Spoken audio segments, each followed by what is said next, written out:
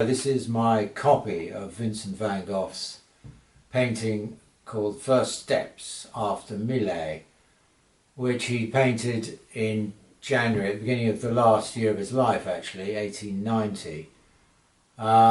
He long admired Millet and his particular subject matter of peasants and that sort of life. And he was in the asylum at Saint-Remy, and so he was spending a lot of time indoors under doctor's orders, and he preferred to be outside painting himself. But he had photographs which Theo had sent him of various Millet paintings which he was able to work on indoors, and obviously black and white images which he made his own by his unique sort of brush marks and choice of colours and all this kind of thing.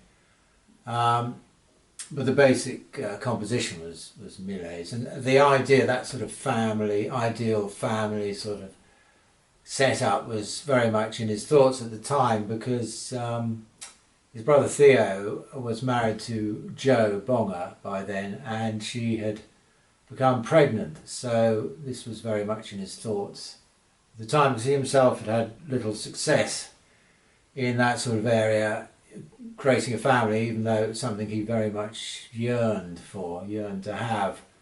He never got any. Well, he'd actually lived with a woman once called Zine, however you pronounce it, who was a prostitute, and her 4 or 5-year-old daughter, I think, where he tried to create a sort of family set up, by manufactured means, and but otherwise he failed entirely. Hadn't really gone about it the right way, I suppose, but he did want it. He did very much want that for himself, and so anyway, he copied this image from, I think Millet painted it sometime in the mid 19th century.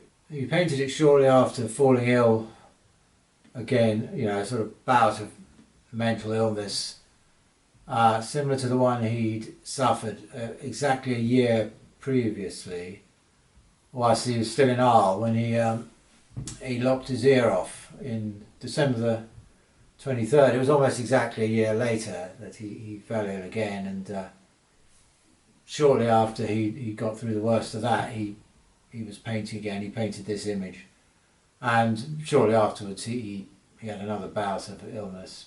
But later that year he moved to Auvers-sur-Oise, which is where he spent the last couple of months of his life, which ended in July of that year, July the 29th to be precise. So a nice happy image to set against the reality of Vincent's life, which was rather different, I'm afraid.